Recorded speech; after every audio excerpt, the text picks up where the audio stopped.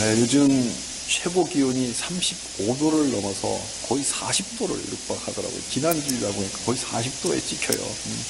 이런 폭염, 이 폭염이 계속되고 있습니다. 한밤중이 돼도 열기가 식지 않아서 에어컨 없이는 잠들기도 어려운 힘든 여름이 지나가고 있습니다. 모두 힘들어하는 이 여름을 지나면서 저는 참 육체 인상이 참 약하다는 생각이 듭니다. 저는 아내와 아들 이렇게 세 식구가 사는데 에어컨이 거실에 하나만 있어요.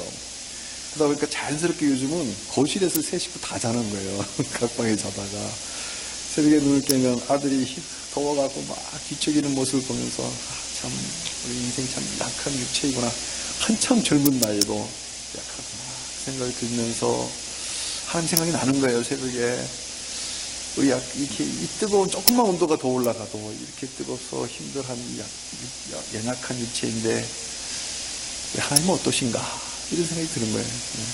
이런 인생들을 굽어보시는 하나님은 어떠실까 생각이 들었어요. 하나님은 어떠신 분입니까? 이런 질문이 새벽에 드는 거예요. 마치 우리는 나바르 그죠? 그 말씀들이라는 원래 책 이름을 가지고 있는 신명기로 지금 은혜를 나누고 있잖아요. 그래서 이 신명기를 통해서 하나님 어떤 분이신가 그 은혜를 나누고자 합니다.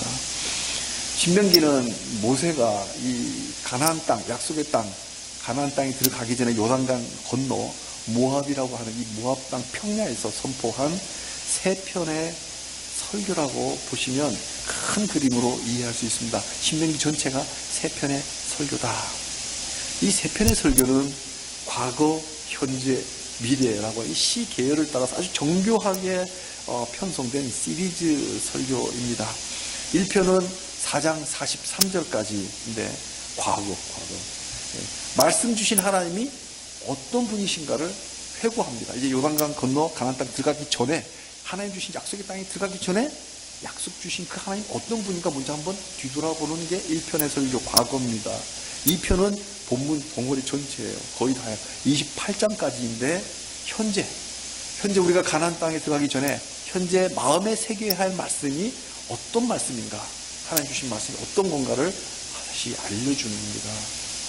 그리고 3편 세 번째는 29장부터 32장까지인데 이제 앞으로 미래 저 약속의 땅에 들어가서 하나님 이루실 새 언약의 말씀을 선포하신 것이 3편 시리즈 설교입니다. 그리고 나머지가 마무리예요.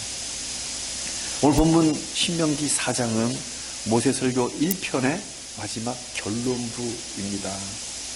이제 곧 요단강을 건너 가나안 땅에 들어갈 건데 그 약속의 땅에 들어가기 전에 무엇보다 하나님이 누구인지 그리고 과거부터 무엇을 말씀하셨는지 그 말씀대로 능히 무엇을 해오셨는지를 아는 것 이것은 약속의 땅에 들어가기 전에 가장 중요한 거예요. 그 무엇보다 중요한 것이에요. 들어가기 전에 반드시 해결하고 가야 될 일이에요.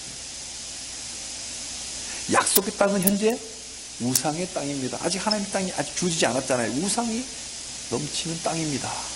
그 우상의 땅에 들어가기 전에 먼저 우상이 아닌 진짜 신이신 하나님을 바로 알아야 저 우상들이 헛된 줄 알고 그죠?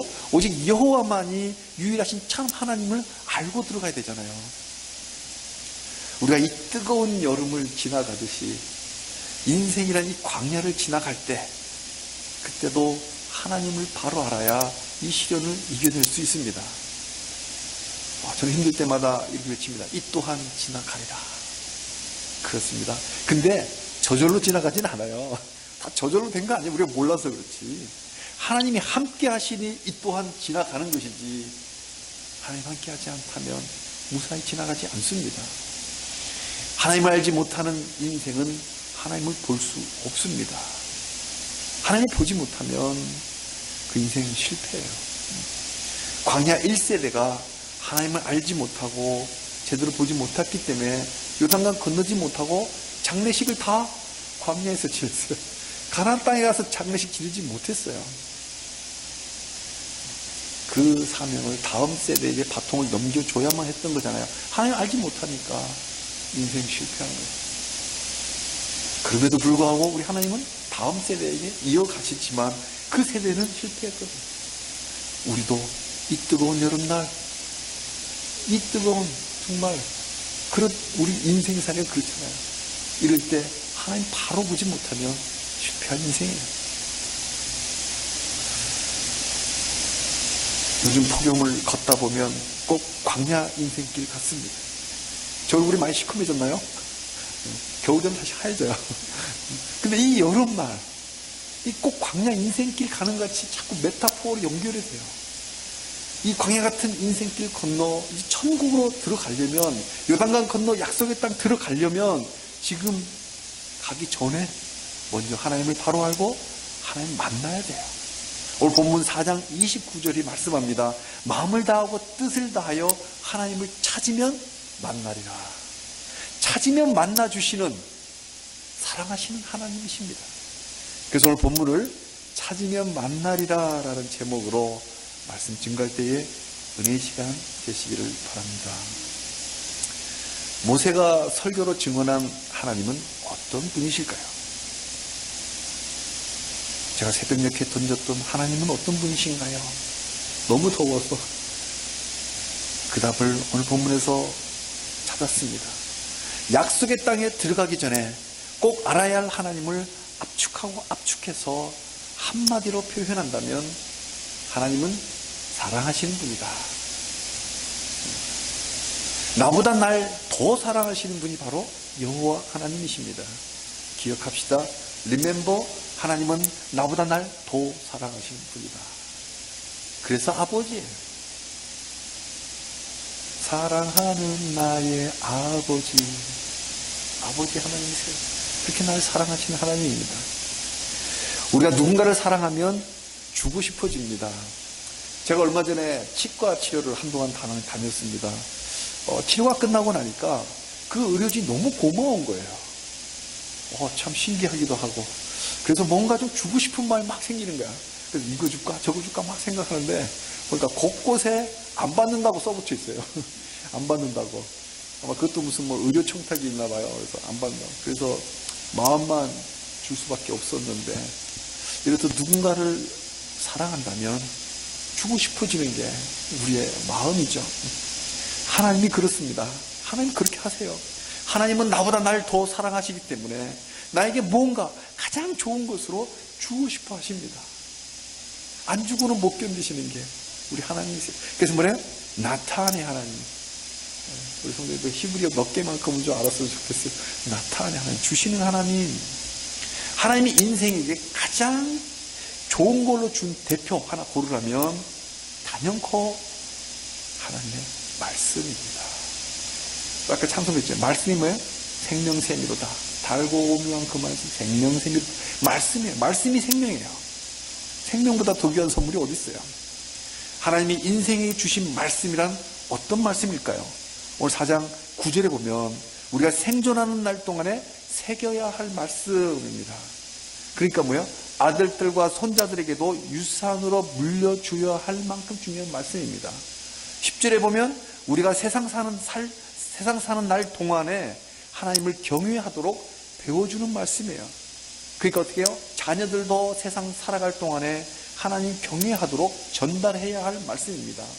12절에 호렙산 하나님 앞에 섰을 때 불길 중에서 들려주신 그 음성 그 말씀입니다. 13절에 보면요. 그 말씀 십계명이라고 합니다. 그 말씀이 십계명이었어요. 십계명의 핵심 메시지는 사랑하라입니다.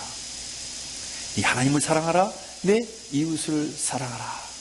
사랑하시는 하나님이 주시는 십계명의 단연이 뭐예요? 사랑하라가 테마일 수밖에 없죠. 왜 하나님은 사랑하라는 계명을 주셨을까요? 그게 바로 우리가 사는 길이기 때문입니다. 사랑해야 우리가 살 수 있습니다. 신명기 4장 1절 상반절을 함께 읽겠습니다.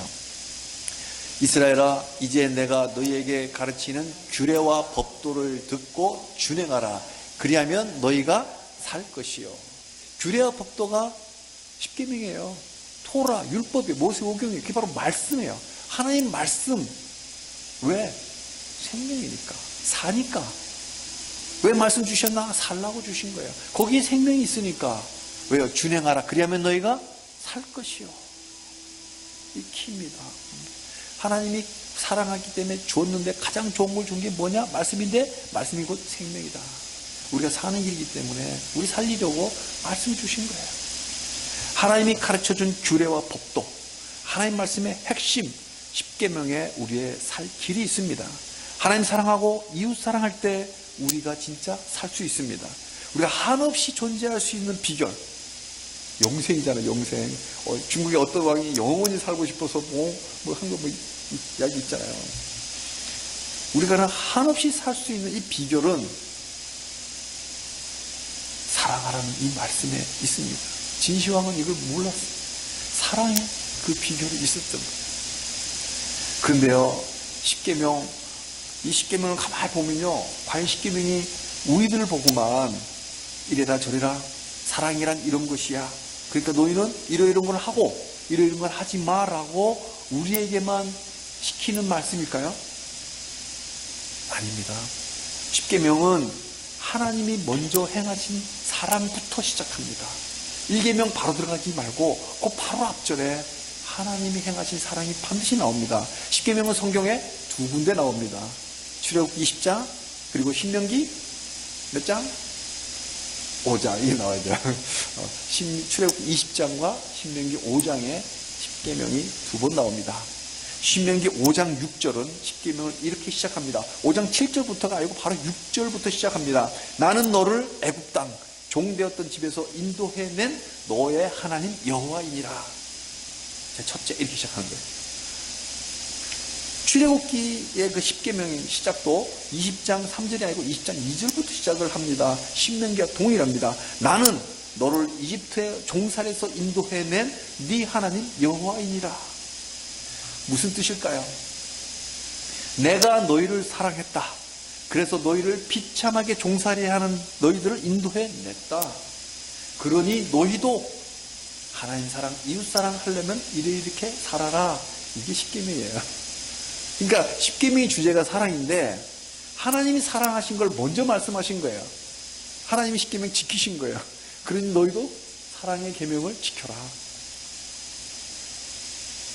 사랑은 우리를 죄로부터 지켜줍니다. 1계명부터 4계명은 하나님 사랑이 우리를 우상 숭배의 죄로부터 지켜줍니다. 5계명부터 10계명의 이웃사랑은 온갖 탐욕으로 이웃을 우리가 착취하는 못된 죄로부터 우리를 지켜줍니다. 5계명이 부모부터 시작하는 것은 제일 먼저 만나는 부모거든요. 단순한 효를 말하는 게 아니에요. 그 인간 관계의 기초가 부모이기 때문에 부모를 공경하라부터 시작하는 거예요. 그래야 이웃을 사랑할 수 있죠. 이렇게 우리 탐욕으로부터 우리 그 죄로부터 지켜내는 게 바로 10계명입니다. 제가 지금 행위 구원을 말하는 것이 아닙니다.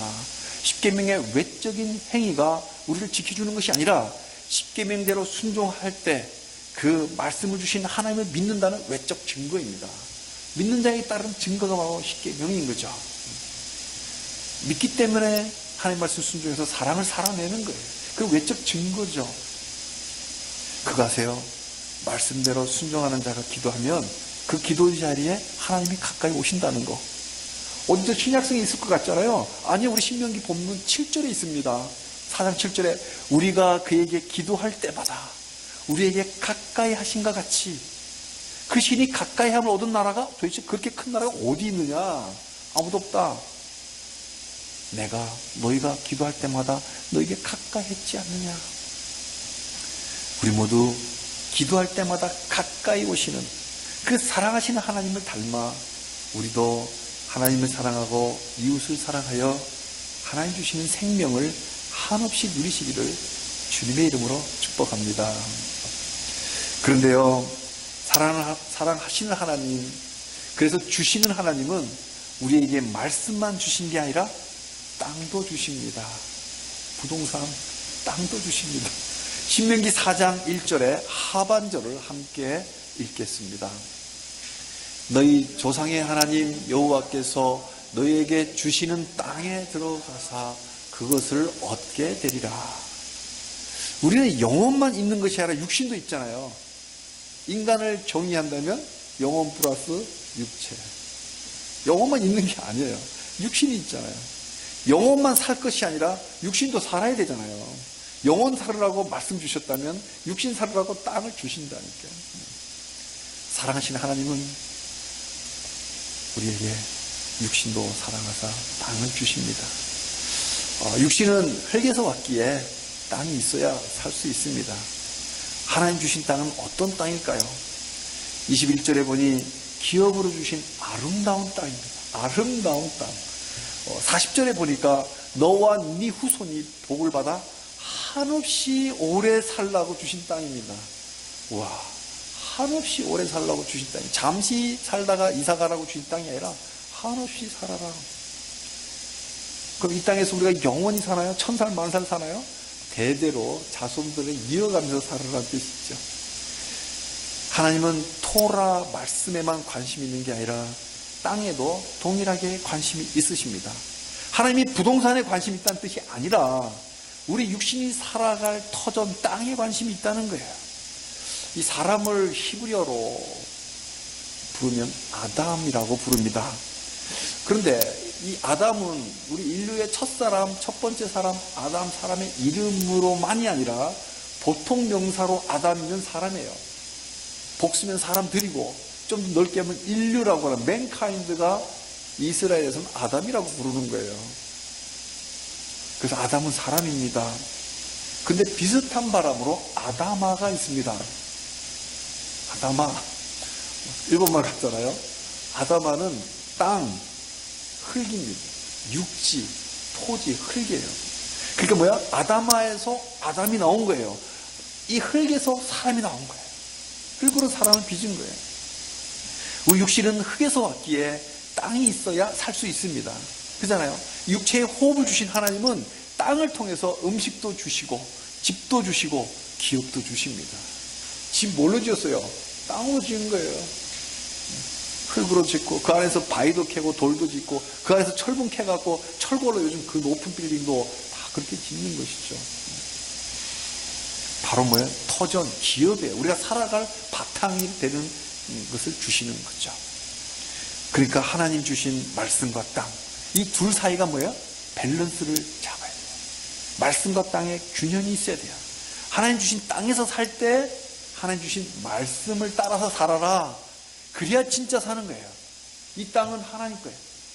그죠? 하나님 주신 땅에서 살 때 어떻게 살아야 돼? 하나님 주신 말씀대로 살아야 정말 거기에 네가 살 길이 있다. 신명기 4장 1절을 계속 묵상할수록 기가 막힌 말씀입니다.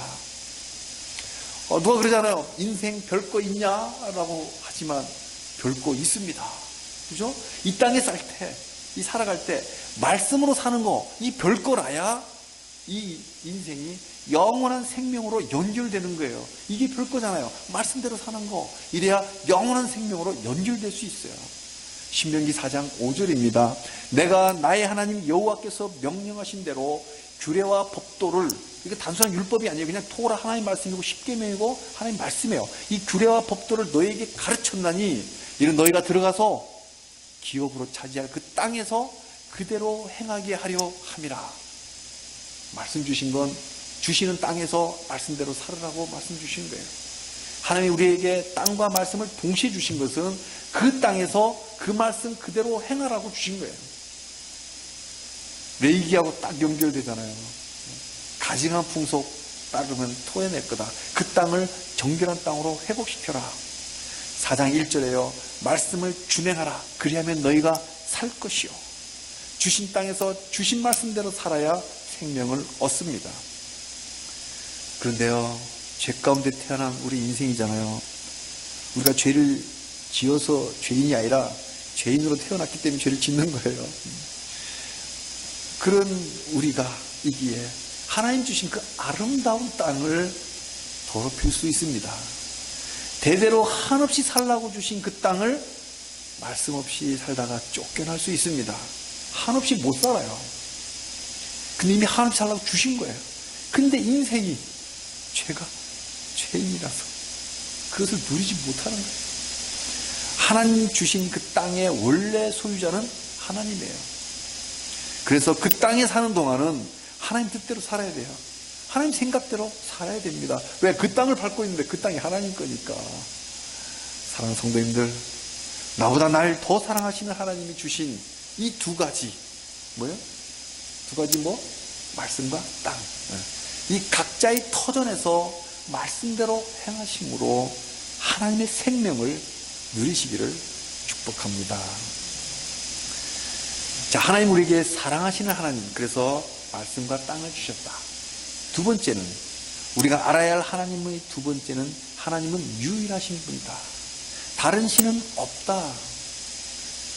이걸 가지고 많은 사람들이 현재 도전을 합니다. 왜 너희 하나님만 하나님이냐? 심지어 카톨릭은 믿음 밖에 구원이 있다고까지 교황이 현재도 이야기를 하고 있는 중이에요. 그러나 성경은 분명하게 말합니다. 하나님이 유일하다. 다른 신은 없다. 소위 말하면 뻥이다는 거죠. 허상이라는 거예요. 그 우상들, 그게 실존하지 않는 거예요. 맨메이드, 사람들이 만들어낸 거예요. 우리를 사랑하시는 하나님은 여호와 한 분뿐입니다. 그래서 성도는 우상을 섬기지 말아야 합니다. 하나님 주신 땅에서 하나님 아닌 헛된 우상을 섬기면 한없이 오래 살라고 주신 땅에서 속히 망해버립니다. 전성기가 그렇게 오래 가지 않습니다. 왜? 이제 곧 가나안 땅 들어가잖아요. 영원히 살라고 아름다운 땅, 그 전성기가 한없이 가라고 주신 땅인데 거기는 우상이 지금 번성하고 있다고요. 거기에 들어가서 혹해서 같이 우상 섬기면 너희도 오래가지 못한다. 우상이 뭘까요? 하나님 아닌 피조물 섬기는 게 그게 우상입니다. 수도 없이 많습니다. 옛날부터 돌아가 볼까요? 잠깐만. 태양과 달을 섬기는 거, 호랑이를 섬기고 용을 섬겨요. 이게 바로 자연 숭배. 우리나라도 지금도요, 정월 대보름 되면 달을 보고 비나이다 비나이다. 신년에 해돋이 보면 제일 먼저 본 사람이 기도하면 이루어진다는, 이 바로 애니미즘, 여전히 만연해 있습니다. 또 샤머니즘, 요즘은 무당 불러서 굿하는 사람들이 거의 찾아보기 어렵지만은 현대인들은 여전히 지금도 가보세요. 지하철역 밖에 나온 포장마차 집에 있는데 거기서 점을 치고 있어요. 이게 다 샤머니즘이에요. 성도는 이러면 안 됩니다. 애니미즘, 샤머니즘 뿐만 아니라 하나님을 그 어떤 형상으로도 만들어서도 안 됩니다. 이거 하나님이라고 하면서 형상으로 이거 예술이야 라고 표현해도 안 됩니다. 하나님은 형상으로 표현하기에는 너무나 장엄하시고 뭔가로 표현하기에는 너무나 광대하신 분입니다. 우리 상상을 초월하는 초월자이세요. 하나님이 이거야 라고 하는 그 순간 그것은 하나님이 아닙니다. 우리가 감히 다 알 수 없는 분이에요. 근데 어떻게 형상으로 만들어요? 그래서 하나님은 하나님을 형상으로 만들지 말라. 그 광야에 그 금송아지 있잖아요. 아론이 만든 금송아지는 그때 이랬어요. 이게 금송아지가 너희 신이다라고 하지 않았어요. 우리를 구해낸 여호와 하나님이 바로 이 금송아지야 라고 했어요. 그러니까 금송아지 보고 하나님이라고 하는 거예요. 그게 위험하다는 거죠. 왜? 어리석은 인생은 그 형상을 의존하기 때문에 그래요. 하나님이 왜곡되고 그게 우상이 되기 때문에 실질적인 하나님이 온데간데 없어지는 거예요. 그래서 하나님이라도 표현하지 마라. 그런데도요, 서방교회의 로마 가톨릭 교회는 지금도 가보면 성당 여기저기에 성상들이 쫙 있어요. 성인들의 모습을 조각을 해서 쫙 붙여놨어요. 천사 숭배, 마리아 숭배. 반대로 동방으로 가면요, 동방 정교회, 콘티너, 터키에 가면 있잖아요. 동방 정교회 가면 이콘이 즐비합니다. 저기 우리 한남도 어딘가 거기 가면 우리 또 정교회가 있어요. 6.25 때 러시아 군이 참전하면서, 그리고 우리 터키 군이 남쪽에 우리 연합군 참전하면서 정교회가 들어왔어요. 거기 가보니까 이콘이 쫙 있어요. 이콘은 그림이에요. 성화. 근데 이런 것들은 뭐 조그마한, 자기 기도방에 조그마한 성화를 그려놓고 거기서 기도를 합니다. 이런 예술품들이 영성에 도움을 줄 수는 분명 있습니다. 영성에 상당히 도움을 줄 수 있어요. 그러나 그 결국은 그 영성을 망쳐버려요. 보이지 않는 무한하신 하나님을 어떤 형상이나 그림이 결국 우상으로 변질되기 때문입니다. 그래서 개신교회는 형상이 없습니다. 심플하잖아요. 없잖아요. 아무것도 없어요. 그러나 개신교회도 형상은 없지만 마음속에 믿는 구석이 따로 있다면 그게 바로 우상이에요. 형상만 안 만들어놨을 뿐이지 자기가 따로 믿는 구석, 말로는 하나님 믿는다 그러고 예수님 이름으로 기도한다고 해놓고 실제로는 자기 믿는 구석 따로 있어요. 실력 있는 사람을 의지하고 어떤 파워를 의지한다면 그게 바로 우상입니다. 하나님과 나 사이에 뭔가 끼어 있다면 그게 바로 우상이에요. 양다리 걸치면 이미 순결하지 않은 거예요.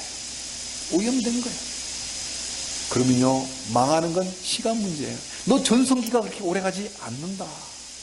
하나님이 얼마나 길이 참으시냐에 따라 조금 시간이 다를 뿐이지 망합니다. 실제 역사가 증언하잖아요. 하늘의 별과 같이 바다의 모래같이 그 수많은 번성했던, 충만하고 번성했던 그 이스라엘이 어떻게 됐어요? 아시리아와 바벨론에게 끌려갔잖아요. 아니, 하나님 팔이 바벨론 팔보다 짧습니까? 하나님이 약해서가 아니라 우상을 섬기기 때문에 벌받은 거예요. 우리에게 가장 큰 우상은 자기 자신일지 모르겠습니다. 나를 믿어라. 교만은 패망의 앞장입니다. 죄는 한 개인뿐 아니라 한 민족도 날려버릴 만큼 심각한 바이러스입니다. 하나님 오직 여호와 우리의 아버지뿐입니다. 나머지는 다 사람이 만들어낸 허상일 뿐입니다. 사랑하는 성도님들, 날 사랑하는 창조주, 날 돌보시는 선한 목자는 여호와 하나님 한 분뿐임을 마음에 꼭 새기시기를 축복합니다. 아멘. 그런데요, 어쩌다 죄에 빠질 수도 있잖아요. 우리는 용서받은 죄인들일 뿐입니다. 아직 믿지 않는 사람들은 아직 용서받지 않은 죄인이고 우리는 용서받은 죄인들일 뿐입니다. 그래서 지금 우리는 어떻게 해요? 죄를 즐기지 않습니다. 아니, 죄를 싫어요. 죄가 싫어요. 그래야 성도죠. 그러나 죄를 짓지 않는 존재까지는 아직은 아니에요. 우리는 sanctification, 성화의 과정에 있을 뿐이지 glorification, 영화의 단계까지 들어가지는 아직은 아니에요. 그래서 우리는 또다시 죄를 지을 수 있는 존재들입니다. 지금 이렇게 거룩하게 앉아있지만 또다시 죄의 자리에 갈 수 있는 가능성을 갖고 있는 불완전한 존재들이에요. 그래서 고의든 실수든 우리는 그렇게 연약한 존재들입니다. 그래서 굳이 죄라고 하기보다는 허물이 있다라고 표현을 합니다. 성도가 용서받은 죄인이기 때문에 죄인이라기보다는 아직은 허물이 있다. 허물도요, 원을 따져보면 사실은 죄입니다. 근데 이 목욕은 했어도 우리 밖에 다니다가 집에 오면 손발을 씻어야 하잖아요. 그러듯이 우리는 여전히 회개가 필요한 죄인들입니다. 이때 죄가 깨달아질 때 있잖아요. 성령님이 찔러주는 그 브레이크, 그만해 라고 브레이크 팍 밟아준다는 게 분별이 될 때 열일 제치고 회개부터 해야 됩니다. 29절입니다. 마음을 다하고 뜻을 다하여 그를 찾으면 하나님을 찾으면 만나리라. 이게 언제예요? 우상 섬기다가 매맞을 때 우리 질투하시는 하나님이었잖아요. 질투하시는 하나님으로부터 소멸하는 불을 맞아도 하나님을 전심으로 찾으면 용서하시고 다시 만나주시는 분이 바로 우리 아버지 하나님이세요. 그래서 뭐예요? 나보다 날 더 사랑하시는 하나님이에요. 기도하면 하나님이 나타나 주십니다. 기도하면 하나님이 가까이 오십니다. 모세는 31절부터 이렇게 설교했어요. 내 하나님 여호와는 자비하신 하나님이시다. 그가 너를 버리지 아니하신다. 그가 너를 멸하지 않는다. 내 조상들에게 맹세하신 그 언약을 잊지 아니하신다. 그러니 remember, 지난 날을 기억해라. 어떤 신이 강한 손과 편팔로 한 민족을 다른 민족에게서 인도해야 낸 일이 있느냐? 이집트에서 이스라엘 200만 명 빼낸 신이 어디 있느냐? 그것 좀 기억해 봐라. 이게 31절부터 모세가 막 쏟아놓은 설교입니다. 세상의 그 어떤 존재도 우리를 사랑하지 못합니다. 왜? 다 피조물이니까 자기 사랑하기 바빠서 우리 사랑하지 못해요. 그리고 사탄과 귀신들은 우리를 사랑하지 않습니다. 우리를 파괴하려고 유혹하는 원수들, 적군들이에요. 우리 사랑하지 않아요. 오직 하나님만이 우리를 사랑합니다. 천사가 있어요. 천사들은 우리를 사랑한다기보다는 우리를 도와요. 하나님 명령을 받아서 우리를 보호하고 돕는 역할을 하지, 사랑하시는 분은 하나님뿐입니다. 우리가 회개하면 언제나 그 강한 손을 잡아주시고 그 편팔을 계속 내밀어 주시는 분이 우리 하나님이십니다. 모세설교 1편의 결론이 40절에 담겨 있습니다. 오늘 설교도 이 40절로 결론을 맺고자 합니다. 여호와의 규례와 명령을 지켜라. 너와 내 후손이 복을 받아 내 하나님 여호와께서 내게 주시는 땅에서 한없이 오래 살리라. 아멘. 아멘. 어떻게 해요? 규례와 명령을 지켜라. 규례와 명령이 뭐예요? 율법, 아니, 토라, 십계명, 은혜의 말씀입니다. 십계명 어떻게 행위, 또 우리 구속하는 법이 아니에요. 사랑하라고 하는 믿는 자에게 따르는 증거들이에요. 사랑하는 성도님들, 그때 그 하나님은 지금도 동일하신 하나님입니다. 이 말씀 3400년 전에 그 광야에서 선포된 말씀이거든요. 그때 그 하나님은 지금도 동일한 하나님이에요. 지금도 우리에게 아름다운 땅을 주십니다. 우리 자녀들로 대를 이어가면서 한없이 오래 살라고 각자에게 땅, 기업을 주셨습니다. 그리고 우리 영혼이 잘 되라고 동일한 말씀을 주십니다. 3400년 전이나 지금이나 같은 성경이에요. 언어로 번역을 해놨을 뿐이지 같은 성경이고, 불 가운데 말씀하시는 음성이 동일합니다. 언어야 변질되지만 지금도 얼마 전에 뉴스에 보니까 그리스어 신문이 쭉쭉 화면에 뜰 때 보니까 그리스어가 헬라어거든요. 똑같아요. 지금도 이스라엘에 무슨 막 전쟁하고 막 TV 뉴스 때 보면은 히브리어 거의 똑같아요. 변천을 했겠지만은 동일한 말씀이에요. 이 말씀의 본질이 뭐예요? 이 성경을 줄이면 내가 너를 사랑한다. 그러니까 너희도 하나님 사랑하고 이웃을 사랑해라. 내가 준 땅에서 한없이 오래 살 수 있다. 이 뭐예요? 다윗이 고백한 시편 27편처럼 내게 바라는 게 하나 있다면, 내 평생 소원이 하나 있다면, 내 평생토록 여호와의 그 아름다움을 바라보면서 여호와의 집에서 사는 것이라고 고백하며 살았으면 좋겠습니다. 근데 어쩌다 TV 보니까 뭐가 있죠? 어쩌다 선생인가요? 어쩌다 어른 이런 프로가 있더라고요. 어쩌다 실수로 허물이 생기면 얼른 정신 차리고 온맘 다해 회개하면서 하나님을 찾읍시다. 그러면 사랑하시는 하나님은 여전히 만나주십니다. 우리 모두 폭염이 이어지는 이 또 한 주간 오직 사랑하시는 하나님, 찾으면 만나주시는 하나님, 그 한 분만을 의지하면서 군대가 나를 대적하여 진칠지라도 여전히 내가 태연하게 살아가시기를 주님의 이름으로 축복합니다. 아멘.